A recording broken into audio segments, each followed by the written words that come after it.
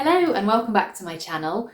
This week I have something very different for you. As you will have seen from the title, this is a little Q&A, an opportunity to get to know me a little bit better. I've never done anything like this before, so I feel a bit self-conscious, a bit weird. I'm used to sitting in front of the camera talking about yoga, not used to sitting in front of the camera talking about me and myself. The reason I wanted to do this is I've had this channel for a couple of years now and it has grown. There's nearly 2,500 subscribers on this channel now, which is madness. And yet I've never talked about who I am, how I came to yoga. You guys watching don't really know very much about me. Now, I wasn't sure how much I actually wanted to share on here, and I still don't really know. We'll see how much I'm comfortable sharing from these questions, but I do think it's important to actually know a little bit about the teacher you're practicing with. You don't need to know the ins and outs of their personal life. None of that's really that important, but I think it is important to understand what kind of a person they are, what's important to them, because the practice of yoga, although it is an individual practice and is about connecting with yourself, when you're practicing and learning from a teacher, there should be a connection there as well. You do want to feel that you are connected to the teacher in some way. So I've asked people on social media for some questions. I've written them down in my fancy little notebook, and we're just going to answer some questions and we'll see how it goes. I'm going to pick them kind of at random. The first one I can see, are you vegan? I would say that's Penny barking already. Penny, come here. Penny's my dog, for anyone who doesn't know. Can I come say hi? You've got to come into the shot, otherwise it looks like I'm talking to myself. She doesn't like it when there's cameras and things out. Here she is. Here's little Penny. There you go. Can you see her? There she is. So the question was, are you vegan? No, I'm not vegan. I don't eat meat other than occasionally fish. So I guess pescatarian, technically. Another food and drinky question that came up was, what's your favourite and least favourite foods? Favourite food, I know this is a boring answer because everyone loves pizza, but pizza is my answer. I love pizza more than anything. Favourite kind of pizza? Proper Italian style pizza. If a margherita is done well, then you don't need anything else on top of your pizza. That's my opinion. And least favourite food, coriander or cilantro. I know there's quite a few actually, American subscribers or subscribers from the US. So cilantro, coriander, I can't stand it. I'm one of those people where it tastes like soap to me. I don't really understand the science behind it, but there is something different, a gene or something in some of us where coriander tastes very different. How old are you? I'm 29 at the moment, turning 30 this year, which I feel alright about at the moment. Maybe as it gets closer I might have a little breakdown, but for now I'm quite looking forward to 30. The 20s have been good, they were fun at the beginning, then there was a pandemic, it was pretty horrible for a while. I feel like 30s are a time where you know yourself a lot better, and certainly through practicing yoga through my 20s I feel like I'm at a place now where I do know myself quite well. I know what's important to me. I'm rambling now. I'm excited about turning 30, I think. When did you start practicing yoga? This, I can't pinpoint exactly, but it was in my early 20s. I think when I started practicing really regularly, it was about 7 years ago at the time of filming this. How long have you been teaching yoga? That was another question. Last weekend it was 4 years since my first ever public class, which I was incredibly nervous about. I remember it so vividly. I advertised it as a free class just to try and get some people through the door, thinking I would have maybe a handful of people, 4 or 5. But no, over 20 people showed up to this free class. I think I had to turn away some people because I don't think there was enough space in the room. And it was terrifying, but it was one of those in at the deep end, once you got through it, you're fine experiences. So yeah, that was 4 years ago. Another foodie question that came up was Marmite, yes or no? No. Most embarrassing moment? I don't actually know. I mean, there's definitely loads. Oh, I have an embarrassing yoga moment. I mixed up my words. I was teaching a standing balance, hand to big toe pose. So it's when you're standing, you wrap your fingers around your big toe, stand up and extend the leg out in front or out to the side. I was teaching it using a strap, so you put the strap around your foot so that if you couldn't quite reach your foot, as most people can't, you've got that extra length from the strap. Anyway, I I think we'd maybe done it on one side, on one leg, and we were about to do it on the other. And I accidentally said to everybody in this group of, say, 12 to 15 people maybe, I've got a feeling there might have been a family member there as well. I said to the whole room, now grab your strap on.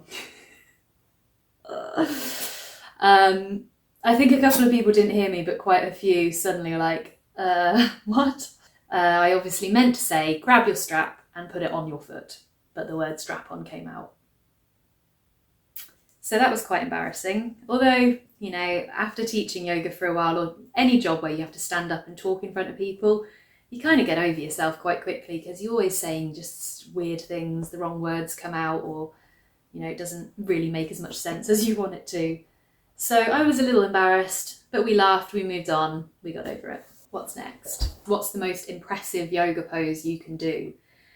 Now, I don't really know how to answer that because although on social media, I guess, yoga poses can look very impressive, and there is sort of a tendency for people to show off a little bit, especially on Instagram with, you know, really impressive looking poses. But I'm kind of reluctant to answer because I think that's not really what it's about. I don't really practice it to try and impress people. So yeah, I don't know. I would say the most impressive thing, this is a real yoga teacher cheesy answer, but the most impressive thing in my eyes that I can do, that I didn't used to be able to do, is actually sit and meditate for longer than 5-10 minutes. I'd say that's far more impressive than being able to do handstands or splits or anything like that, which I can't do, by the way. I can't do the splits, not fully, and I can't do a handstand without a wall. But yeah, that's what I would say is the most impressive thing, being able to do a long meditation, because that's seriously hard.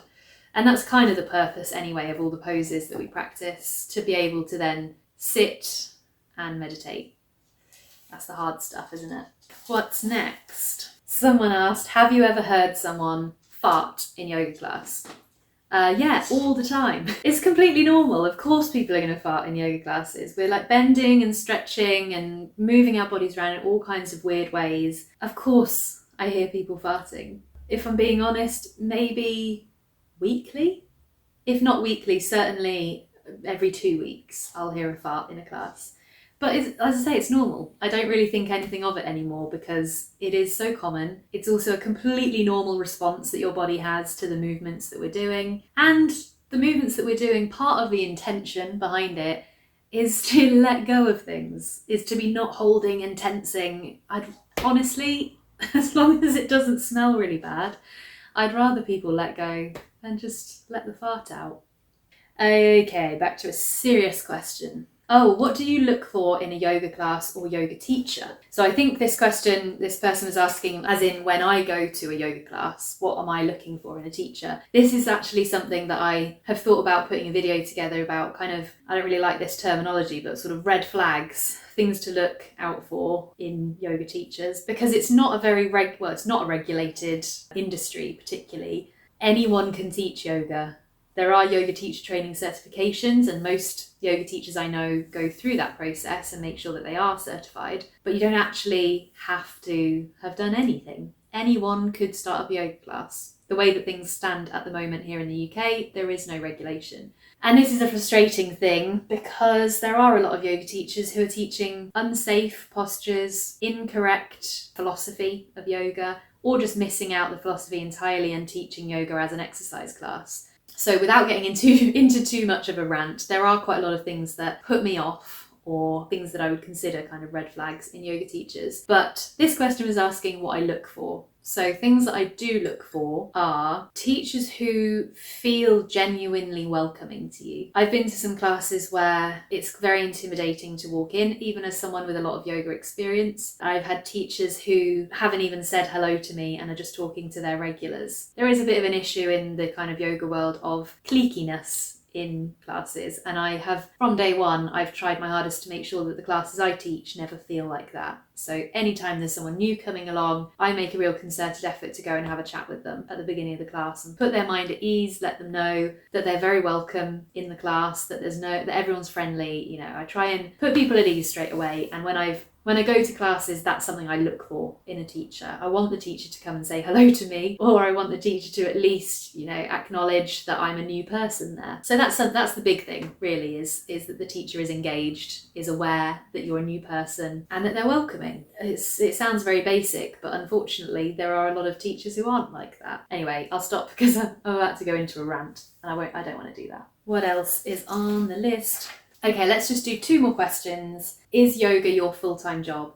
No, it's the biggest part of my time teaching yoga. I currently teach 8 classes a week, and then occasional extras like corporate classes or private classes dotted around through the weeks. But aside from yoga, I have another business called Daisy Grove. Some of you will be very familiar with Daisy Grove. If you've never heard of it, I'll put a link below.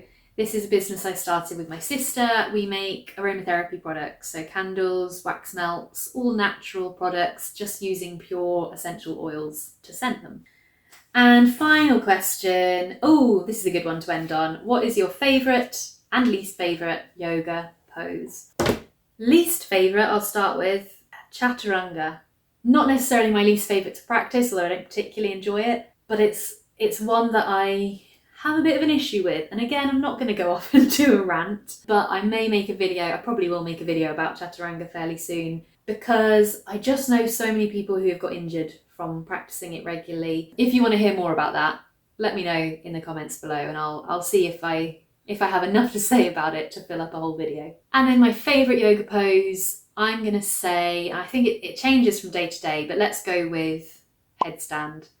I love practicing headstand. I've been practicing it for years now, and I feel pretty confident with it. I just love that feeling of being in an inversion, completely upside down. It does really shift your energy, shifts your perspective. If I'm having a bit of a crappy day or I'm in a weird mood, I'll do a headstand, and when I come out of it, it usually feels as if it's just sort of shaken things up and I feel a little better. I hope that's been interesting. I hope you feel like you've got to know me a little bit better.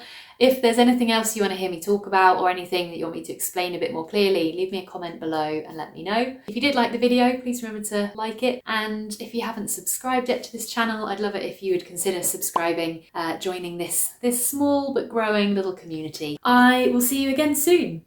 Thank you and goodbye.